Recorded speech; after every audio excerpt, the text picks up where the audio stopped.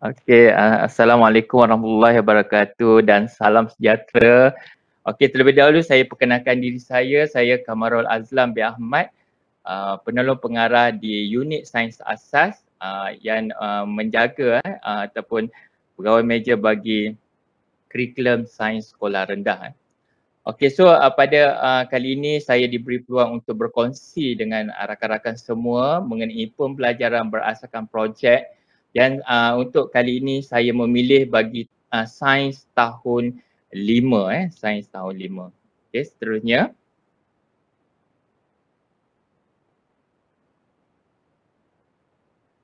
Okey, seperti yang kita sedia maklum pembelajaran berasaskan projek ini memberi peluang murid bekerja dalam satu pasukan, berkolaborasi mencari dan menilai bahan-bahan penyelidikan, menganalisis data, membuat wajaran dan keputusan serta memupuk sifat pelajar sepanjang hayat dalam kalangan murid. Maksudnya bila kita melaksanakan pentadsiran pembelajaran berasaskan projek ini, kita memberi peluang kepada murid. So kat sini kita dapat lihatlah tadi seperti yang telah diterangkan oleh Dr. Nozihan, kita ada kepelbagaian murid ada 3 kumpulan murid. So kita beri peluang kepada 3 kumpulan murid ini mengikut rancangan ataupun intervensi yang tertentu. Bagi memastikan PBL ini berkesan, masalah yang disediakan haruslah mendorong murid untuk memahami konsep dengan jelas dan mendalam. And then mengkehendaki murid membuat keputusan yang wajar dan mempertahankannya.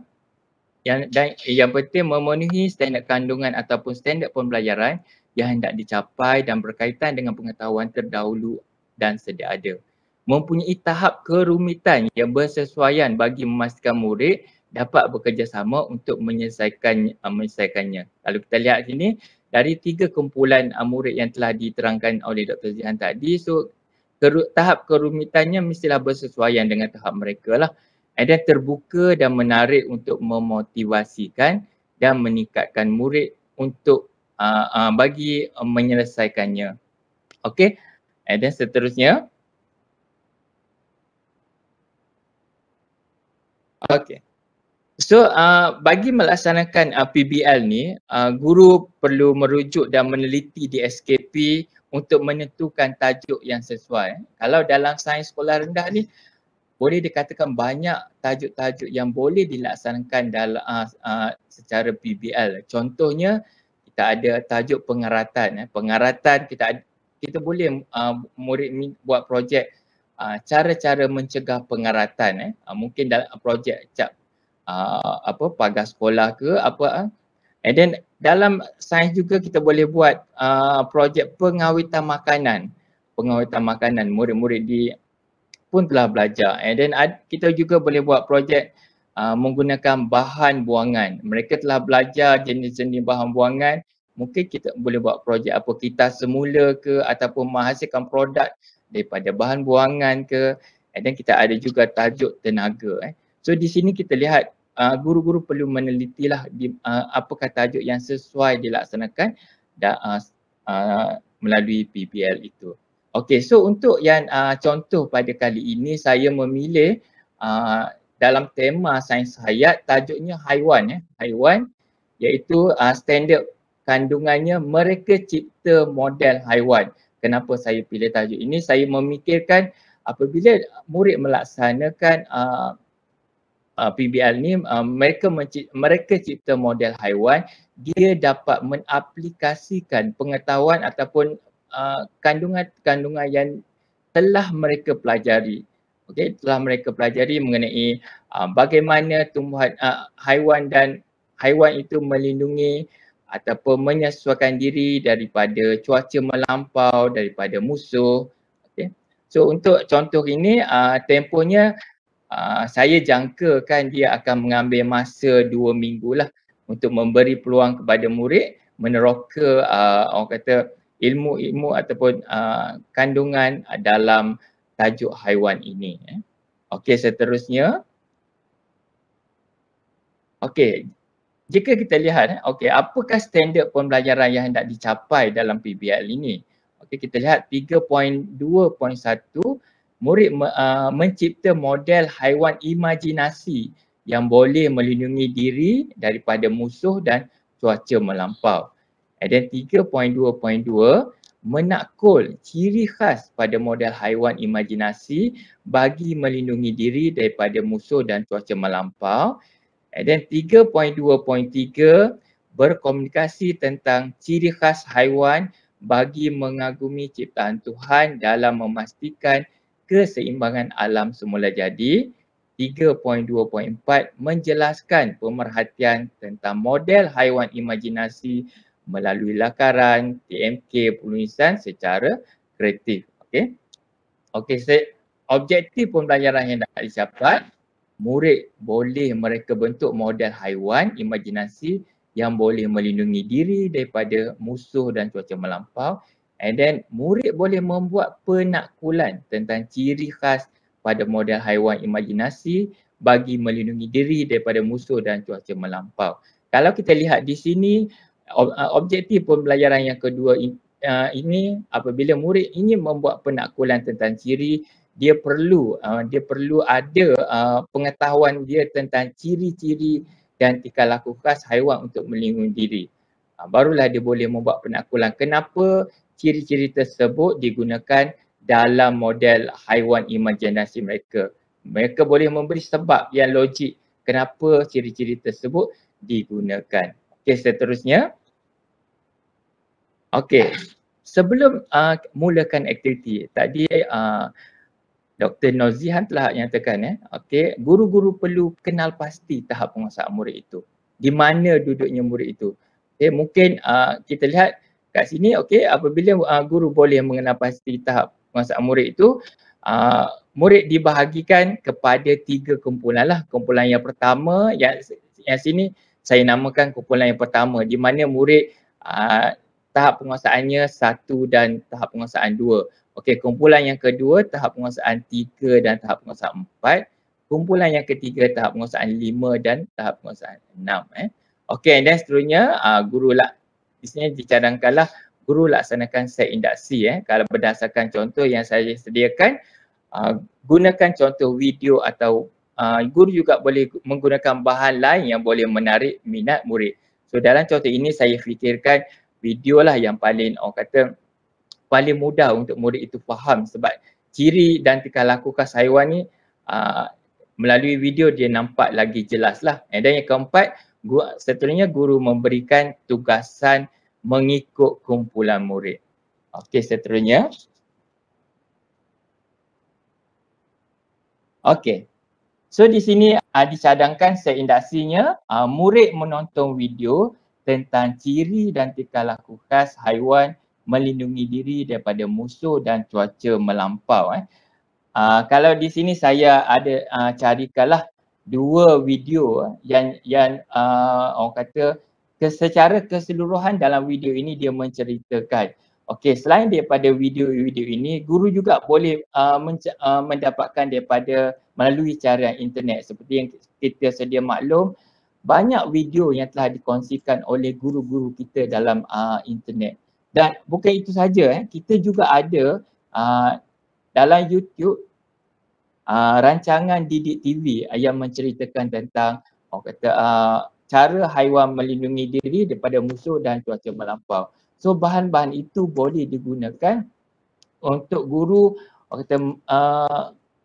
menarik ataupun untuk kita menyediakan murid kepada kandungan pelajaran yang hendak disampaikan. Di mana kalau kita lihat di sini, ketiga-tiga kumpulan ini boleh mengaitkan bila dia melihat video ni, dia boleh mengaitkan dengan pengetahuan terdahulu ataupun pengetahuan sedia ada, di mana kita pun tidak berapa pasti kumpulan 1 di mana dia punya jurang dia pengetahuan yang belum dia perolehi. So dengan melihat video ini, kita dapat inilah mereka boleh kaitkan dengan pengetahuan terdahulu ataupun yang sedia ada. Okey, seterusnya. Okey, and then bila dah melalui sesi set induksi tadi, so kita terus kepada guru akan memberi tugasan lah. Tugasan ini mengikut kumpulan kumpulan 1, kumpulan 2 dan kumpulan 3. Okey, kita lihat dulu tugasan kumpulan 1. kita perlu ingat tugasan kumpulan 1 ini di mana cikgu tadi telah bahagikan kumpulan 1 ini terdiri daripada murid-murid yang tahap penguasaannya 1 dan 2. Kita lihat yang pertama, kita lihat murid diberikan lembaran tugasan untuk suaikan haiwan kepada ciri dan tingkah laku khas haiwan. Di mana melalui keadaan lembaran tugasan ini guru dapat menyediakan murid, okey, apakah pengetahuan yang sedia ada pada dia. Dan sebelum ini mereka hanya di tahap TP1 dan TP2. So kita nak cuba dapatkan kembali apakah pengetahuan yang mereka telah ada mengenai ciri dan tingkah laku khas haiwan ini. Okey, yang kedua kita lihat, murid ditunjukkan satu contoh haiwan imajinasi dan murid diminta untuk melakar haiwan mengikut imajinasi mereka. Kita lihat dia punya ini adalah kategori kumpulan 1, TP1 dan TP2. So di sini dicadangkan guru tunjukkan haiwan imajinasi yang dah ada. Dan daripada situ dia boleh membuat imajinasi dia sendiri untuk melakar haiwan yang dia nak buat, haiwan imajinasi dia berdasarkan ciri dan tingkah laku khas haiwan tadi. Okey. Nama Jamaliah ketuk Ustaz Mike. Okey, yang ketiga, murid memilih senarai bahan yang diperlukan berdasarkan senarai yang telah disediakan oleh guru untuk disesuaikan dengan lakaran haiwan imajinasi mereka. Seperti yang Dr. Zihan terangkan tadi, kumpulan 1 ini dia perlukan bimbingan guru. So dicadangkan guru sediakan bahan and then dia akan pilihlah apakah bahan yang akan digunakan bersesuaian dengan lakaran haiwan imajinasi mereka. And then seterusnya yang keempat, murid membina model haiwan imajinasi berdasarkan lakaran yang telah dibuat. Then yang kelima, seterusnya apabila lakaran itu apabila model haiwan imajinasi itu telah selesai dibina, okey, murid mempamerkan hasil kerja bersama dengan maklumat tentang model haiwan imajinasi yang dibina. Maksudnya mungkin kita boleh buat pameran lah. Pameran itu bukan pameran model sahaja tetapi murid perlu tulis maklumat mengenai model itu. Di mana dekat sini kita boleh guru perlu bimbing murid apakah maklumat yang perlu dinyatakan. Mungkin untuk kalau kita lihat tadi kita nak mencapai murid boleh membuat penaklulan tentang ciri yang ada pada haiwan imajinasi. So itulah mungkin salah satu maklumat yang perlu dia nyatakan semasa sesi pameran itu. So inilah tugasan untuk kumpulan 1 di mana murid itu berada pada tahap penguasaan 1 dan 2. Okey, dan seterusnya kita lihat pada tugasan kumpulan 2. Okey. Tugasan kumpulan 2 kita lihat di sini. Okey, peringkat awal murid membina peta minda tentang ciri dan tingkah laku khas haiwan untuk melindungi diri daripada musuh dan cuaca melampau. Sama juga dengan tugasan yang pertama tadi, cuma dekat sini murid itu buat peta minda apakah ciri dan tingkah laku khas haiwan. Okay, so kat sini kita nak cuba dapatkan apakah pengetahuan yang dia telah pelajari.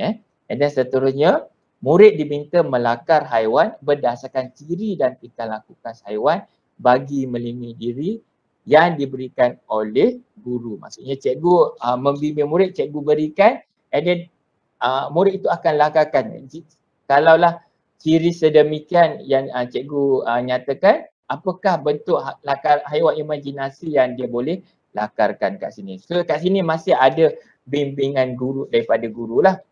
And then yang ketiga, yang seterusnya, murid menyenaraikan bahan-bahan serta langkah-langkah untuk membina model haiwan imajinasi berdasarkan lakaran dengan melengkapkan lembaran tugasan yang disediakan oleh guru. Okay.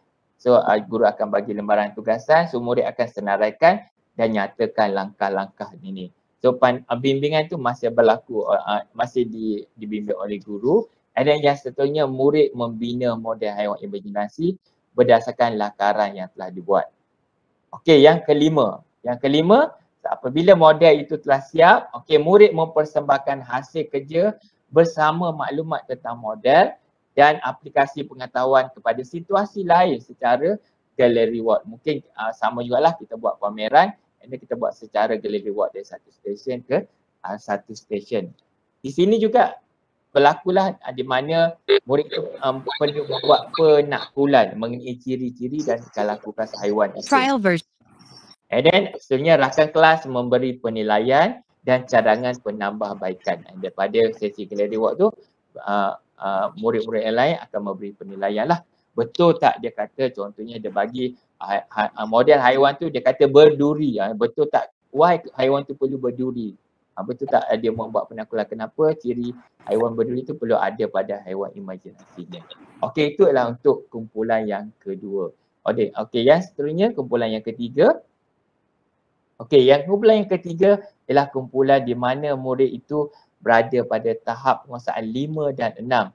Yang kita katakan kita dah boleh bagi orang kata kebebasan kepada mereka untuk buat. Kita dah tahu murid TP 5 dan TP 6 dah dapat menguasai konten-konten yang sebelum ini. Kita lihat yang pertama itu murid diberikan situasi tentang keadaan di satu kawasan yang waktu siangnya terlampau panas dan terlampau sejuk pada waktu malam. Okey, di sini kita lontarkan situasi bagi keadaan kepada murid untuk mereka fikirkan. Dan seterusnya murid senaraikan ciri dan tingkah laku khas haiwan bagi melindungi diri daripada dalam situasi tersebut. So kita nampak perbezaan di mana permulaan bagi projek PBL ini bagi kumpulan 1, kumpulan 2 dan kumpulan 3. Kita nak sesuaikan supaya nanti by the end kita dapat melihat mungkin peningkatan daripada TP1 ke TP2 tu ada peningkatan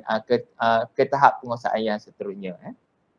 Okey, and then yang kedua, satunya murid melakar haiwan imajinasi mengikut kreativiti masing-masing berdasarkan ciri dan tingkah laku khas haiwan bagi melindungi diri.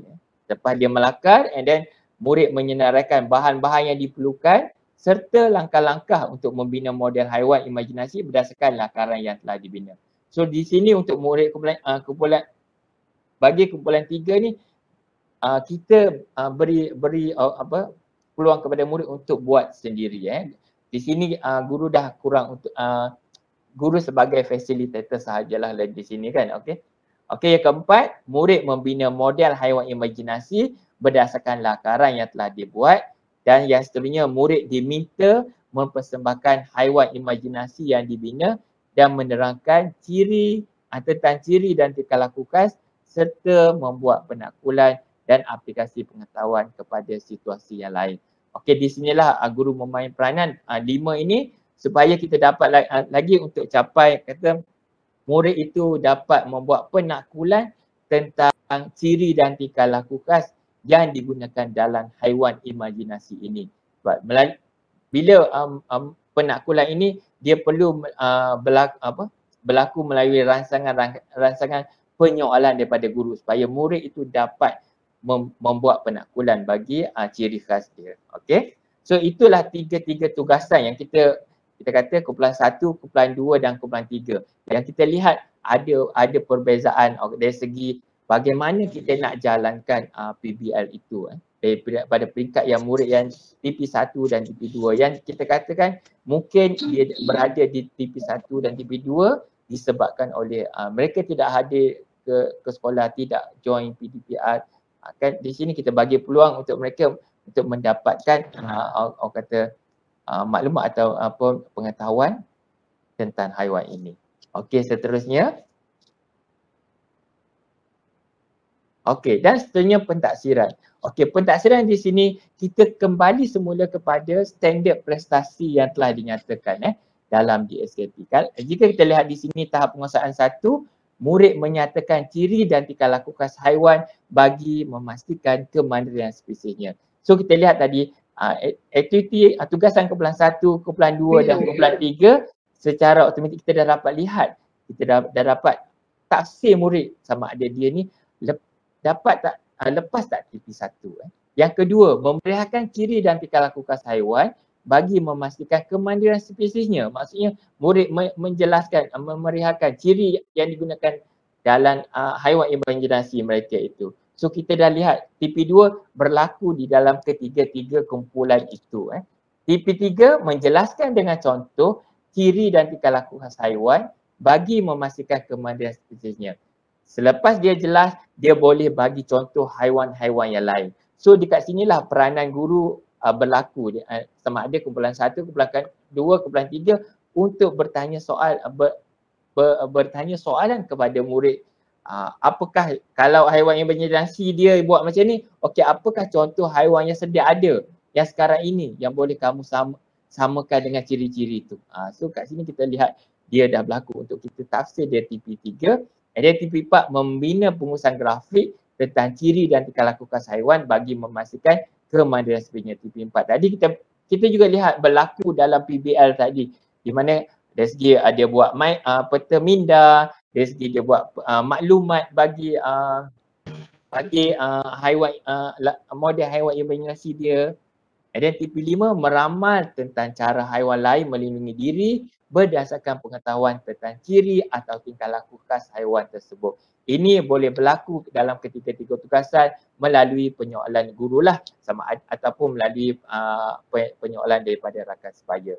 TP6 mereka bentuk model haiwan imajinasi dengan mengaplikasikan pengetahuan tentang ciri dan tingkah laku khas haiwan serta membuat penakbulan tentang ciri tersebut. So kita lihat kat sini dalam satu projek PBL tu kita boleh mentaksir murid untuk melihat daripada TP1 sehinggalah ke TP6 bagi tajuk haiwan. Okey.